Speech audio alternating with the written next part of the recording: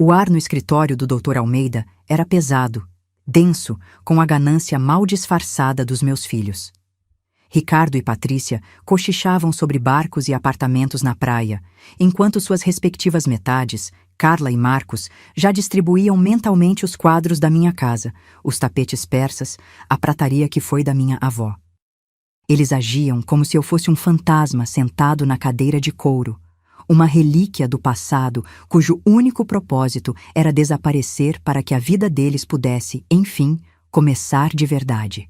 Eu era um obstáculo transparente, uma formalidade tediosa a ser superada antes do grande prêmio. O luto pelo meu Fausto, tão recente e afiado, se misturava a uma nova e amarga decepção, uma queimação que subia pela garganta. Eles não me viam mais como mãe, mas como a guardiã de um cofre que eles estavam desesperados para arrombar. A indiferença em seus olhos era mais cortante do que qualquer palavra de desprezo que pudessem proferir naquele momento. Antes de continuar, comente de onde você está assistindo. Eu adoro saber até onde minha voz chega e encontrar outras mulheres que, como eu, talvez se sintam invisíveis em suas próprias casas. Saber que não estou sozinha nesta jornada me dá uma força que eu nem sabia que precisava.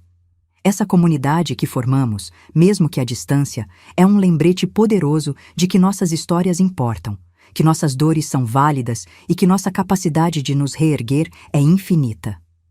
Naquele escritório, eu me sentia a mulher mais solitária do mundo, cercada por estranhos que carregavam meu sangue. Mas ao compartilhar minha história, sinto que construo uma nova família, uma aliança de almas que entendem o peso do sacrifício e o poder da resiliência. Sua presença aqui, mesmo que através de uma simples mensagem, fortalece não apenas a mim, mas a todas nós que decidimos que o silêncio não seria mais nossa resposta. Eu observava em silêncio, sentindo o peso de 40 anos de dedicação se esfarelar como areia entre meus dedos. Fui o pilar daquela família, a conselheira, a administradora silenciosa que garantia que o mundo deles girasse sem solavancos, sem preocupações. Agora, com meu marido mal esfriando no túmulo, eu era apenas um empecilho entre eles e o dinheiro que ele deixou. Onde foi que tudo mudou? Lembrei-me de segurá-los no colo, de noites em claro cuidando de suas febres, de vender minhas próprias joias, um presente de casamento da minha mãe, para pagar a faculdade de Patrícia sem que Fausto soubesse, para não sobrecarregá-lo. Será que essas memórias só existiam para mim? Por que eu permiti que eles me transformassem nesta figura decorativa e dispensável, uma peça de mobília antiga esperando para ser descartada? A dor da ingratidão era uma ferida profunda que sangrava internamente. Podemos agilizar isso, doutor? Disse Ricardo com a arrogância de quem já se sentia o novo patriarca, o herdeiro natural de um trono que ele nunca ajudou a construir. Temos compromissos. Seus olhos nem sequer se voltaram para mim, fixos no advogado, como se eu fosse parte da decoração da sala. A invisibilidade era uma arma cruel. E eles a manejavam com uma perícia assustadora, aprimorada ao longo dos anos. Eu me encolhi na cadeira, sentindo o peso de décadas de sacrifício se transformar em pó, em nada. Dr. Almeida, um amigo leal de Fausto por mais de 50 anos, pigarreou, ajeitando os óculos com um gesto nervoso. Ele olhou para mim com uma compaixão que quase me fez desabar, um olhar que dizia tudo. Ele sabia. Ele via a matilha de lobos cercando a ovelha que eles julgavam indefesa e pronta para o abate. Mal sabiam eles que a ovelha estava prestes a mostrar os dentes. Ele começou a leitura do testamento com a formalidade de sempre, sua voz grave preenchendo o silêncio carregado de expectativa. As cláusulas iniciais eram previsíveis, quase um roteiro ensaiado para acalmar os ânimos antes da tempestade. Legados para instituições de caridade que Fausto sempre apoiou, pequenas heranças para sobrinhos distantes, um gesto de carinho para com a família estendida. Meus filhos se remexiam nas cadeiras, impacientes, trocando olhares que eu conhecia bem. Era o olhar da avareza, da pressa em chegar ao que realmente importava para eles. A respiração de Patrícia era audível, um suspiro contido a cada nome que não era o dela. A de Ricardo era tensa, quase um rosnado baixo. Juntos, eles compunham uma sinfonia macabra de ganância que enchia a sala e sufocava meu coração, apertando-o até que eu mal conseguisse respirar. Eu era a única ali de luto por um homem. Eles estavam de luto por um cofre que ainda não havia sido aberto. Então, o advogado chegou à cláusula principal, o coração do documento, a última vontade do meu marido. Ele fez uma pequena pausa, limpou a garganta e me olhou por um instante antes de prosseguir. E a totalidade de meus bens, participações empresariais na construtora, imóveis urbanos e rurais, investimentos nacionais e internacionais e todo o conteúdo dos cofres bancários, sem exceção, deixo em usufruto e posse exclusiva para minha amada esposa, Helena. Ela será a única administradora e herdeira universal de todo o patrimônio construído por nós. A voz do Dr. Almeida era firme, cada palavra caindo como uma pedra na quietude da sala. Herdeira universal, administradora exclusiva. As palavras ecoaram, reverberando no ar denso, selando o destino de todos nós naquele instante. Naquele momento, o testamento deixou de ser um documento e se tornou uma sentença. O silêncio que se seguiu não foi de respeito ou de luto. Foi um silêncio violento, cortante como vidro quebrado, cheio de fúria não dita. Os sorrisos presunçosos que pairavam nos rostos dos meus filhos e de seus cônjuges congelaram instantaneamente, transformando-se em máscaras de incredulidade e raiva pura. Carla, minha nora, a que já havia escolhido as cortinas novas para a minha sala, deixou escapar um som estrangulado, um misto de soluço e engasgo, como se tivesse levado um soco no estômago. Vi o maxilar de Marcos, meu genro, se contrair com força, os nós dos dedos brancos de tanto apertar o braço da poltrona.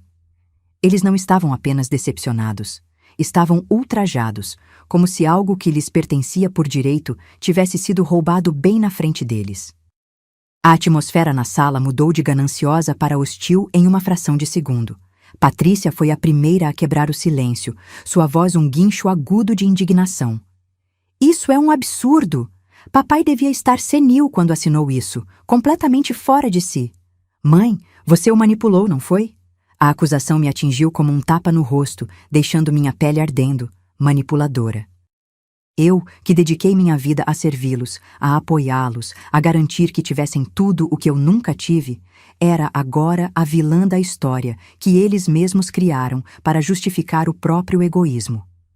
Eu, que segurei a mão de Fausto até seu último suspiro, que conhecia seus medos e seus sonhos mais profundos, era agora acusada de trair sua confiança. A injustiça daquelas palavras era tão imensa que me roubou o ar. Olhei para o rosto da minha filha e não a reconheci. Vi apenas uma estranha com os olhos injetados de cobiça e ressentimento. Ricardo se levantou de um salto, o rosto vermelho de uma cólera que parecia prestes a explodir. Não vamos aceitar isso. Vamos contestar na justiça. Vamos provar que ele foi coagido. Você não tem a menor condição de gerir nada. Você é só uma velha. O que você vai fazer com tanto dinheiro? A palavra velha ecoou na sala, um carimbo de inutilidade que eles tentavam cravar na minha testa, uma sentença final sobre o meu valor. Eles me olhavam não como mãe, mas como uma ladra, uma usurpadora. O olhar deles me despojava de toda a minha história, de toda a minha dignidade, reduzindo-me a um obstáculo senil que precisava ser removido. Naquele momento, no meio daquela sala fria e luxuosa, cercada pelos filhos que eu criei com todo o amor que possuía, eu nunca me senti tão sozinha e humilhada em toda a minha vida. Eu não respondi. Apenas absorvi cada palavra, cada olhar de desprezo, cada acusação velada e explícita. Gravei a imagem de seus rostos contorcidos pela ganância, a decepção feia que os transformou em monstros diante de mim. Essa memória, dolorosa e nítida, não me destruiria. Pelo contrário, ela seria o combustível para o que viria a seguir, a semente de aço que acabara de ser plantada em meu coração partido. Eles me subestimaram, me descartaram como um objeto sem valor, e esse foi o maior erro de suas vidas. Mal sabia eu que o pior ainda estava por vir, que aquela humilhação era apenas o prelúdio de uma batalha muito maior. Mas ali, sentada naquela cadeira, enquanto eles planejavam como me destruir, algo dentro de mim mudou para sempre. Naquele momento, decidi que o jogo havia mudado. Naquela noite, o luto deu lugar a uma clareza gelada, uma lucidez cortante que a dor da humilhação no escritório do Dr. Almeida havia forjado dentro de mim. As lágrimas que derramei por Fausto secaram e, em seu lugar, nasceu uma determinação de aço, fria e inabalável. O jogo que meus filhos pensavam estar ganhando havia mudado de tabuleiro. E eu, a peça que eles consideravam inútil e fora de jogo, estava prestes a ditar as novas e implacáveis regras. A imagem de seus rostos, contorcidos pela ganância e pelo desprezo, não era mais uma fonte de dor, mas um mapa detalhado de suas fraquezas. Eles me viam como uma relíquia sentimental, uma viúva frágil a ser manipulada e descartada. Esse erro de cálculo não seria apenas a ruína deles, seria a fundação do meu renascimento, a pedra angular de uma fortaleza que eu construiria sobre os escombros da família que um dia pensei ter. De volta à solidão da nossa casa, o silêncio não era mais opressor, mas sim um aliado estratégico. Foi nesse silêncio que me lembrei de algo que minha mente, anestesiada pelo luto, havia arquivado. Semanas antes de partir, Fausto me entregou uma pequena e antiga chave de cofre, sua mão sobre a minha, o olhar sério e penetrante. Guarde isso, meu amor. Só abra se precisar se defender deles. Ele disse, a voz fraca, mas firme. Na época, considerei um excesso de zelo, a preocupação de um homem que sentia o fim se aproximar. Agora, aquela chave em minha mão parecia pesar uma tonelada, não de metal, mas de premonição e propósito. Era a última carta do meu marido, um as escondido na manga, deixado para mim por um homem que me conhecia melhor do que eu mesma e que, mesmo do além, ainda estava cuidando de mim, armando-me para a guerra que ele sabia que eu teria de enfrentar. No dia seguinte, uma nova mulher se olhou no espelho. Guardei as roupas de luto no fundo do armário e vesti um tailleur de linho que não usava há anos, uma armadura de elegância e poder. Dirigi até o Banco Central sem hesitar, cada quilômetro percorrido me distanciando da Helena frágil que eles acreditavam conhecer. O gerente do banco, um homem acostumado a me ver como a sombra discreta de Fausto, me recebeu com uma surpresa mal disfarçada ao ver a firmeza em meu aperto de mão e a determinação em meu olhar. Ele me conduziu pessoalmente à sala dos cofres, um santuário de silêncio e metal frio. O caminho por aquele corredor parecia uma descida a um tesouro esquecido, e o som dos meus saltos no mármore polido era o anúncio de que a rainha estava ali para reclamar o que era seu. Minhas mãos não tremiam mais, estavam firmes, prontas para desvendar o segredo final do meu marido. O clique metálico da pequena fechadura se abrindo ecoou na sala silenciosa como um tiro de largada. Dentro da caixa de metal fria não havia as joias ou os títulos que meus filhos imaginariam. Havia algo infinitamente mais valioso, algo que dinheiro algum poderia comprar, a verdade meticulosamente documentada e organizada.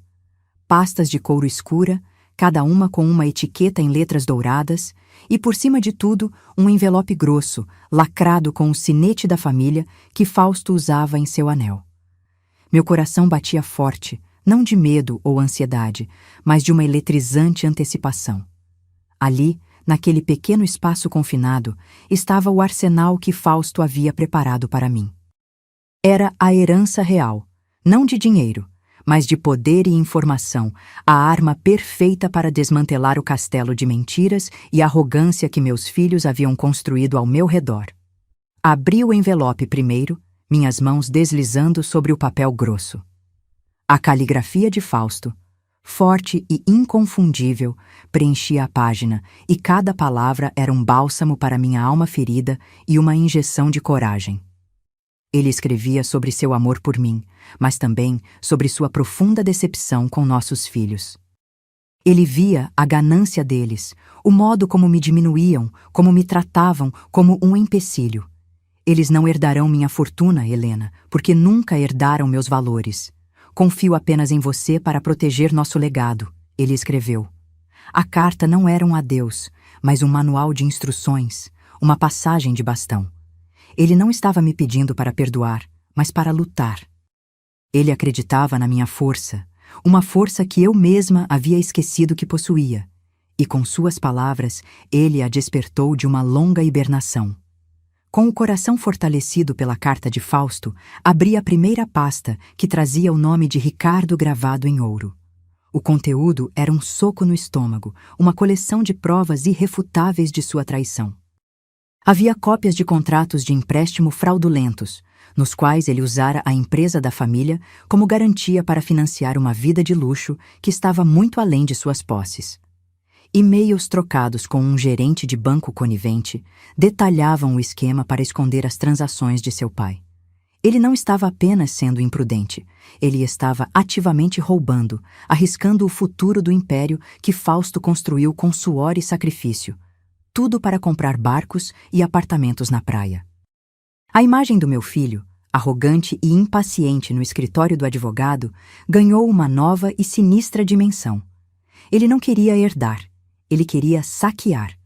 A pasta seguinte, com o nome de Patrícia, era igualmente devastadora. Dentro, uma série de notas fiscais e extratos bancários revelavam um esquema de desvio de dinheiro através de uma empresa de consultoria fantasma, registrada em nome de seu marido, Marcos. Durante anos, eles emitiram faturas por serviços que nunca foram prestados, sangrando a empresa da família de forma lenta, mas constante. Centenas de milhares de reais desviados para financiar suas viagens, suas roupas de grife, a fachada de uma vida perfeita. Lembrei-me de todas as vezes que ela se queixou de dificuldades financeiras, de como eu e Fausto a ajudamos sem pensar duas vezes. A náusea subiu pela minha garganta, uma mistura de raiva e desgosto. A minha menina, a quem eu ensinara sobre honestidade e trabalho, havia se tornado uma ladra que roubava do próprio ninho. A dor daquelas descobertas era aguda, mas estranhamente purificadora. Ela queimou os últimos vestígios da mãe complacente e deu lugar a uma fúria fria e calculista. A Helena, que perdoava tudo, que encontrava desculpas para seus filhos, estava morta e enterrada junto com Fausto. Em seu lugar, erguia-se uma estrategista. Eles não haviam apenas me subestimado, eles haviam me insultado, tratando-me como uma tola cega que não enxergava o que acontecia debaixo do seu próprio teto. A confiança que depositei neles, o amor incondicional que lhes dei, eles transformaram em uma arma contra mim. Aquele seria o último erro que cometeriam. Eu não buscaria apenas justiça. Eu redefiniria o poder naquela família e eles aprenderiam da maneira mais dura que a matriarca que eles tanto desprezaram era, na verdade, a única rainha no tabuleiro. Percebi que aquela guerra não poderia ser travada com as armas que eu conhecia. Eu precisava de um novo exército, um que fosse leal apenas a mim e aos meus objetivos. Seguindo uma recomendação na carta de Fausto, minha primeira ligação foi para Beatriz, uma auditora forense com fama de ser implacável como um cão de caça e discreta como uma sombra. Em seguida, contatei um dos escritórios de advocacia empresarial mais temidos da cidade, conhecido por sua agressividade e por nunca perder uma batalha. Eu estava montando meu conselho de guerra, composto por especialistas que não tinham laços emocionais com o passado da minha família, apenas um compromisso profissional com a vitória. Enquanto meus filhos se preparavam para uma briga judicial familiar, eu me preparava para uma aquisição hostil de suas vidas. A reunião com Beatriz em seu escritório minimalista foi um divisor de águas. Ela analisou os documentos que eu trouxe do cofre com um brilho de admiração profissional nos olhos. Senhora Helena, o que temos aqui não é apenas uma disputa familiar. É um caso clássico de fraude corporativa, estelionato e apropriação indébita. Podemos levar isso para a esfera criminal, se desejar. A palavra criminal pairou no ar, pesada e tentadora. Por um instante, imaginei Ricardo e Patrícia enfrentando um juiz, a humilhação pública, mas descartei a ideia. A prisão seria um fim rápido demais, uma punição imposta por outros. Eu queria algo diferente. Eu queria ser a arquiteta de sua derrocada. Queria que eles olhassem nos meus olhos quando seu mundo desmoronasse, para que entendessem que fui eu, a velha inútil, que os havia destruído. Enquanto Ricardo e Patrícia me bombardeavam com mensagens ameaçadoras e notificações de seus advogados sobre a contestação do testamento, eu operava nas sombras, em um ritmo frenético e silencioso. Com minha nova equipe jurídica, iniciei uma tomada de controle completa e sigilosa de todo o patrimônio. Usando a procuração de administradora universal que o testamento me conferia, comecei a reestruturar tudo. Mudei os estatutos das empresas, removi-os dos conselhos de administração, cancelei seus cartões de crédito corporativos e revoquei suas procurações. Eles lutavam por um fantasma, uma herança que no papel ainda parecia existir, mas que na prática eu já havia movido para uma nova fortaleza financeira, inacessível a eles. Mal sabiam eles o que eu estava prestes a revelar. Em poucas semanas, eu me transformei. A dona de casa que organizava jantares e cuidava de jardins deu lugar a uma executiva que devorava relatórios financeiros e comandava reuniões com advogados e banqueiros. Descobri em mim uma perspicácia para os negócios que eu havia suprimido por décadas, uma inteligência afiada que Fausto sempre soube que eu tinha. Cada movimento meu era preciso, calculado. Consolidei todas as ações, propriedades e investimentos sob uma nova holding, criada em meu nome exclusivo. A velha Helena era a presidente do conselho. Eles ainda acreditavam que a luta era sobre dividir os bens de Fausto, sem imaginar que eu já havia me tornado a dona absoluta de tudo, e que a batalha que eles pensavam estar travando já estava perdida antes mesmo de começar. Com o controle total assegurado, era hora de montar o palco para o ato final. A justiça não seria servida em um tribunal frio e impessoal, mas em um lugar carregado de simbolismo e memórias, a nossa casa. O cenário de sua traição seria também o de sua condenação. Planejei um jantar, um último jantar em família.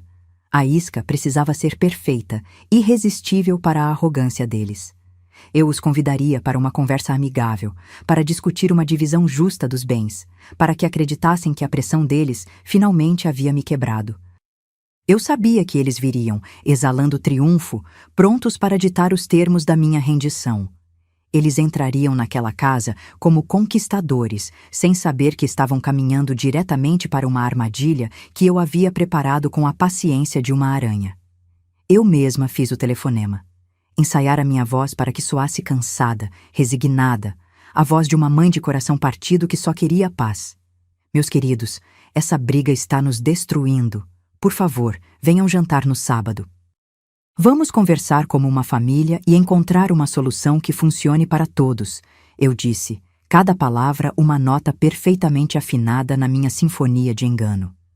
Do outro lado da linha, senti a presunção em suas respostas. Claro, mamãe. É o melhor a fazer, disseram eles, o tom condescendente mal disfarçado. Eles acreditaram ter vencido. Acharam que a velha finalmente havia cedido. Mal podiam esperar pela noite que, segundo eles, selaria sua vitória financeira. Não imaginavam que estavam apenas confirmando presença em seu próprio julgamento. Os dias que antecederam o jantar foram de uma calma tensa e meticulosa. Enquanto a cozinheira preparava o cardápio favorito deles, uma última e irônica demonstração de afeto maternal, eu finalizava meus próprios preparativos. As provas contidas nas pastas foram copiadas e organizadas em elegantes dossiês de couro, um para cada um deles, com seus nomes gravados em letras douradas. Eu não estava nervosa. Estava focada, sentindo um poder que nunca havia experimentado antes. Eu não era mais a vítima das circunstâncias. Eu era a diretora daquela noite, a autora do roteiro que mudaria suas vidas para sempre. Eles não podiam imaginar o que eu guardava em silêncio, a tempestade de fatos e consequências que estava prestes a desabar sobre suas cabeças na tranquilidade daquela sala de jantar.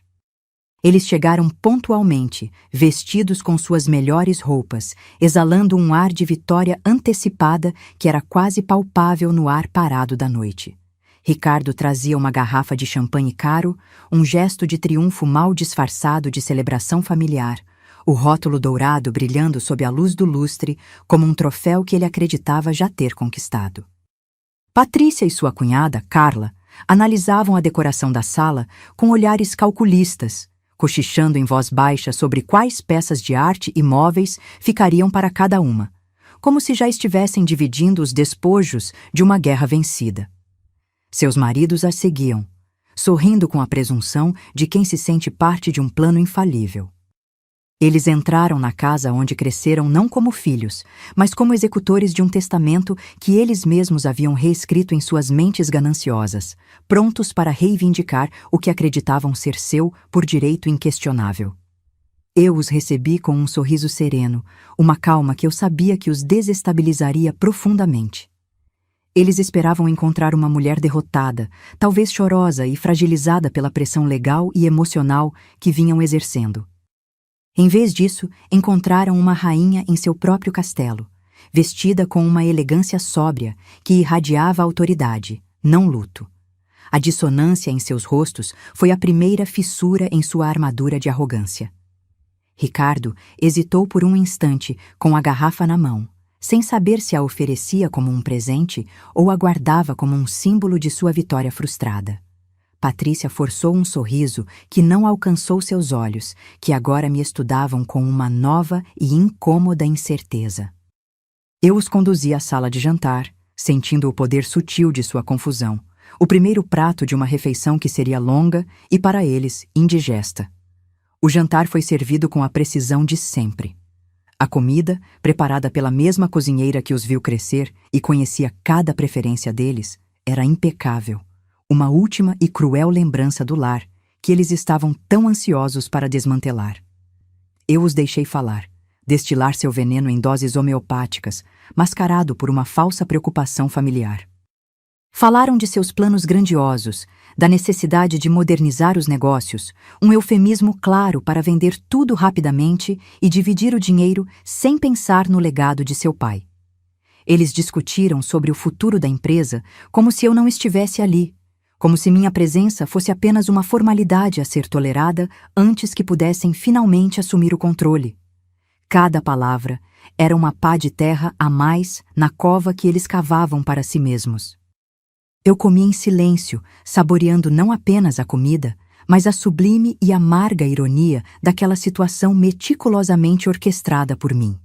Eles estavam sentados à minha mesa, na casa que eu construí, comendo da minha comida, enquanto planejavam abertamente como me descartar e se apossar de tudo que era meu.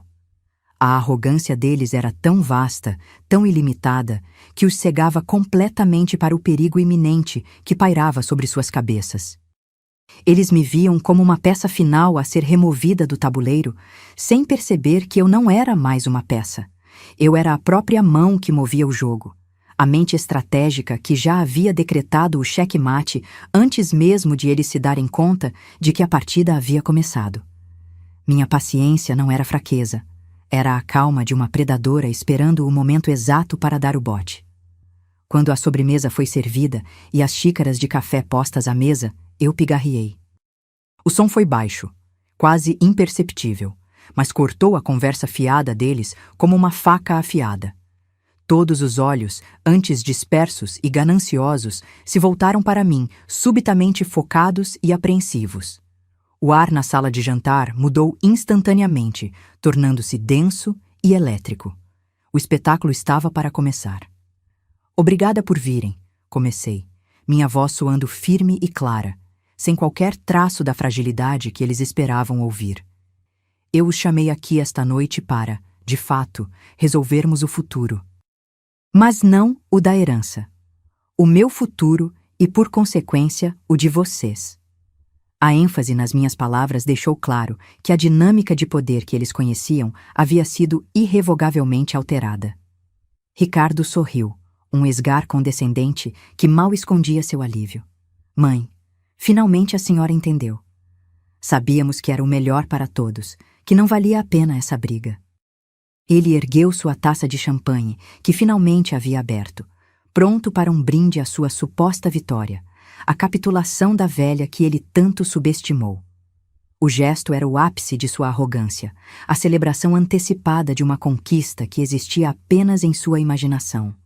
Ele se via como o novo patriarca, o homem que havia dobrado a matriarca teimosa, sem perceber que sua taça erguida era, na verdade, um brinde à sua própria e iminente destruição. Seus olhos brilhavam com o reflexo do dinheiro que ele já gastava mentalmente, cego para a tempestade que se formava bem à sua frente. Sim, eu entendi, continuei, ignorando completamente seu gesto patético e a taça suspensa no ar. Entendi muitas coisas nestas últimas e esclarecedoras semanas. Com um movimento deliberado, deslizei minha mão sob a mesa e retirei de lá 4 pastas de couro preto, elegantes e sóbrias. Coloquei uma na frente de cada um deles, o som suave do couro sobre a toalha de linho ecoando no silêncio tenso. Seus nomes estavam gravados em discretas letras douradas na capa. Não eram documentos de um acordo. Eram sentenças. Eles se entreolharam, a confusão agora tingida com uma ponta de medo. A atmosfera festiva havia se evaporado completamente, substituída por uma apreensão gélida que começou a se instalar em seus corações.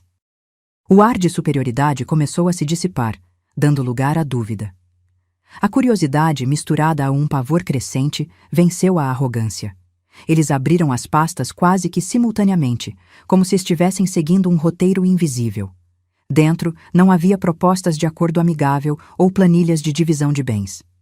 Havia cópias impecáveis dos documentos que eu encontrara no cofre, organizadas com a frieza de um processo criminal. Extratos bancários, cópias de e-mails comprometedores, contratos fraudulentos, notas fiscais de serviços fantasmas. Cada página era uma prova irrefutável de suas traições. Um tijolo na parede que estava prestes a desabar sobre eles. O silêncio na sala tornou-se pesado, sufocante, quebrado apenas pelo som suave das páginas sendo viradas por mãos que começavam a tremer incontrolavelmente. A verdade, nua e crua, estava ali, impressa em preto e branco. Vi o sangue sumir do rosto de Ricardo quando seus olhos pousaram na cópia do contrato de empréstimo fraudulento, sua assinatura arrogante agora parecendo uma confissão. Vi a mão de Patrícia tremer violentamente ao folhear os extratos bancários que detalhavam, mês a mês, os desvios sistemáticos de sua empresa de consultoria fantasma. Carla e Marcos ficaram pálidos como cera, seus olhos arregalados de pânico ao compreenderem que a cumplicidade nos crimes de seus cônjuges os afundaria junto, sem chance de salvação. A realidade os atingiu, não como uma onda, mas como um tsunami, varrendo a presunção, a ganância e a certeza da impunidade. Naquele instante, eles não eram mais herdeiros presunçosos. Eram criminosos pegos em flagrante, expostos sob a luz implacável da sala de jantar da mãe que eles haviam traído. Minha voz cortou o silêncio atordoado, e cada palavra foi proferida com uma precisão cirúrgica, sem raiva, apenas com a frieza dos fatos. Ricardo, o empréstimo de R$ 2 milhões que você fez em nome da empresa para comprar sua casa de veraneio, sem o conhecimento de seu pai, foi integralmente quitado esta manhã. Eu usei o dinheiro da venda da sua casa de veraneio, que já foi efetuada na semana passada, para cobrir o rombo que você criou. O imóvel, como você deve se lembrar, estava em nome de uma das nossas empresas. Portanto, legalmente era meu para vender. A expressão em seu rosto passou do choque para a mais pura incredulidade, como se eu tivesse falado em uma língua desconhecida. Ele abriu e fechou a boca, mas nenhum som saiu. Virei-me lentamente para Patrícia, cujo rosto estava banhado em lágrimas silenciosas de pânico. E os R$ 500 mil que você e seu marido desviaram ao longo de 3 anos, através de faturas fraudulentas, por serviços de consultoria que nunca foram prestados, também foram devidamente acertados. O valor foi descontado da participação minoritária que seu pai havia lhe dado de presente no seu casamento, como um gesto de confiança. Participação essa que, a propósito, eu extingui quando reestruturei completamente o capital social da empresa. Ela não existe mais. Você não tem mais nada. O soluço que ela segurava escapou, um som agudo de desespero que preencheu o vácuo. Marcos, seu marido, apenas olhava para o prato, o rosto uma máscara de derrota abjeta, incapaz de encarar a mim ou a própria esposa. O choque finalmente deu lugar ao pânico e a uma última e patética tentativa de bravata. Você não pode fazer isso, gaguejou Ricardo, a voz falhando, a fúria impotente distorcendo suas feições. Isso é ilegal.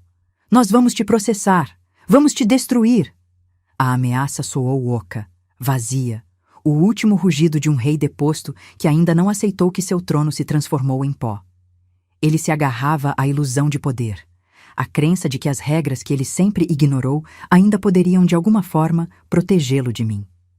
Ele ainda não havia compreendido a escala de sua derrota, a profundidade do abismo em que acabara de ser jogado. Ele ainda pensava que estávamos jogando o mesmo jogo, sem perceber que eu já havia mudado o tabuleiro, as peças e todas as regras. Eu não só posso, como eu já fiz, respondi, meu tom factual e sem um pingo de emoção, o que tornou a declaração ainda mais devastadora. Como única herdeira e proprietária de 100% do patrimônio e de todas as empresas da família, passei as últimas semanas limpando a casa. Vocês não são mais diretores de absolutamente nada, não possuem mais nenhuma ação e não têm mais acesso a nenhuma conta bancária corporativa. Seus cartões de crédito corporativos, aliás, foram cancelados hoje pela manhã. Talvez vocês já tenham notado. A expressão de compreensão e horror que se espalhou pelo rosto deles foi a confirmação silenciosa de que minhas palavras eram a mais pura e implacável verdade. O castelo de cartas deles havia desmoronado com um único sopro. Levantei-me da cadeira, sentindo-me mais alta e mais forte do que jamais me senti em toda a minha vida. A personificação do poder que eles nunca souberam ou se importaram em reconhecer que eu tinha. A herança que vocês tanto cobiçavam não existe mais para vocês. Vocês a queimaram com a própria ganância, com a própria traição. Vocês não estão sendo deserdados por um capricho meu. Estão apenas enfrentando as consequências diretas de serem ladrões. Ladrões que roubaram do próprio pai enquanto ele ainda vivia e que planejavam roubar da própria mãe assim que ele se foi. A palavra ladrões pairou no ar, um estigma indelével que selou seus destinos e redefiniu suas identidades para sempre. Eles não eram mais meus filhos. Eram os arquitetos de sua própria ruína. O silêncio que se seguiu não era mais tenso ou apreensivo. Era o silêncio da aniquilação total, o vácuo deixado pela explosão de um império de arrogância e presunção. Era o som de 4 vidas desmoronando em questão de segundos, sob o peso de suas próprias escolhas. A humilhação que eles me impuseram com tanto desprezo no escritório do advogado agora era deles, multiplicada por 1000, servida no prato de porcelana mais caro da casa, como a sobremesa amarga que eles mereciam. Seus rostos, antes contorcidos pela cobiça, agora eram máscaras de puro desespero e derrota.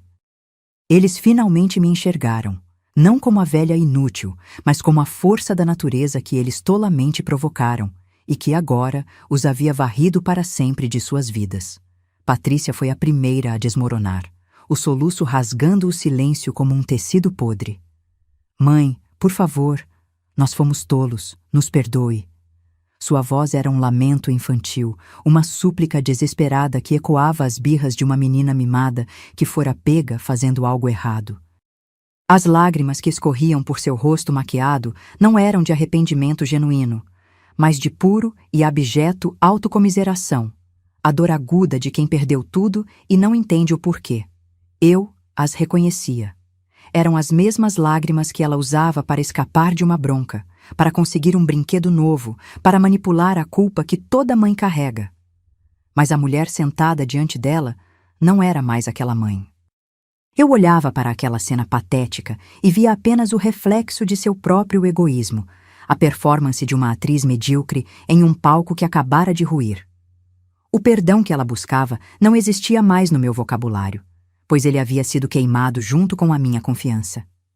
Ricardo, por outro lado, tentou se agarrar aos destroços de sua arrogância, a raiva sendo a única emoção que lhe restava para mascarar o medo. Você vai se arrepender disso, sua velha ingrata.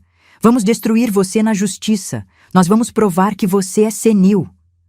A ameaça, antes tão potente e humilhante no escritório do advogado, agora soava oca, patética, o rugido de um leão de papel desmanchando na chuva. Ele se levantou, o peito estufado em uma última e fútil demonstração de um poder que ele nunca possuiu de verdade.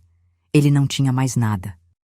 Nem o dinheiro que o validava, nem a empresa que lhe dava status, nem mesmo a dignidade para perceber que já estava completamente e irremediavelmente destruído. Ele me olhava com ódio, mas eu via apenas um menino assustado, incapaz de compreender que o mundo que ele sempre deu como garantido acabara de desaparecer para sempre por suas próprias mãos. Eu os observei, impassível, minha calma sendo a arma mais letal de todas. Se tentarem qualquer tipo de ação judicial, se um único sussurro sobre a minha suposta senilidade chegar aos ouvidos de alguém, estas pastas, com todo o seu conteúdo detalhado, irão diretamente para o Ministério Público. Vocês sabem o que isso significa. Não será mais uma disputa familiar por herança, mas um processo criminal por fraude, estelionato e apropriação indébita. Podem escolher o silêncio e a chance de recomeçar do absoluto zero, com os nomes limpos, embora os bolsos vazios. Ou um escândalo público que destruirá qualquer reputação que ainda lhes resta e a possibilidade muito real de uma sentença de prisão. A escolha, pela primeira vez em suas vidas, é inteiramente de vocês. Eu lhes dei o poder de decidir o próprio fim, a última e mais cruel ironia daquela noite. Eles se calaram. A derrota era absoluta, inquestionável, um veneno que paralisava seus corpos e suas mentes. Eram reis de um castelo de areia que haviam construído com a arrogância da juventude e a certeza da impunidade, e a maré, que era eu, havia subido de forma silenciosa e implacável, levando tudo. A cor sumiu de seus rostos, deixando para trás máscaras de cera, olhos vidrados no vazio de um futuro que não existia mais. O champanhe de Ricardo permanecia intocado na mesa, suas bolhas morrendo lentamente, um símbolo perfeito de sua celebração fracassada. Naquele instante, eles finalmente entenderam. Não era sobre o dinheiro. Era sobre o respeito que nunca me deram, sobre a dignidade que tentaram me roubar e sobre a força que eles, em sua cega presunção, nunca foram capazes de enxergar na mulher que lhes deu a vida. Ofereci uma única e final concessão, não por amor ou por misericórdia, mas como o ato final de fechar um capítulo para sempre. Os apartamentos onde vocês moram, que, como devem se lembrar, também estão em nome da empresa, serão vendidos. Com o dinheiro, darei a cada um de vocês o suficiente para alugarem um lugar modesto por 1 ano e para se manterem enquanto procuram um emprego de verdade. Depois disso, estarão por conta própria. Considerem isso o último ato de uma mãe que um dia os amou mais do que a si mesma, a última herança que receberão de mim. Não é um presente, é uma sentença de libertação, para mim. Eu estava cortando o cordão umbilical que eles mesmos haviam apodrecido com sua ganância, e o som do corte era o da minha própria liberdade. Eles saíram da minha casa naquela noite como espectros, deixando para trás um silêncio que não era de paz, mas de aniquilação, derrotados, humilhados e pela primeira vez em suas vidas privilegiadas, completamente sozinhos e sem a rede de segurança que sempre desprezaram, mas da qual sempre dependeram. Observei da janela enquanto o carro deles se afastava, as luzes traseiras desaparecendo na escuridão como 2 brasas se extinguindo. Eu não senti prazer em sua dor, nem a euforia da vitória. Senti algo muito mais profundo e poderoso, uma imensa sensação de justiça.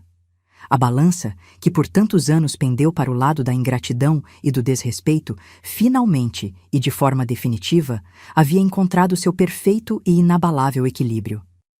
A porta que se fechou atrás deles não trancou apenas o passado, abriu todo o meu futuro.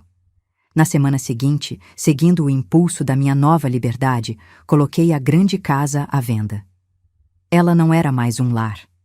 Era um mausoléu de memórias dolorosas, um palco de expectativas traídas e um lembrete constante da família que eu pensei ter construído, mas que se revelou uma ilusão.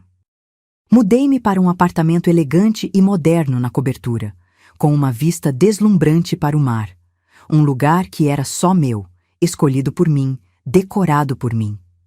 Cada objeto, cada cor, cada textura era uma afirmação da minha nova identidade.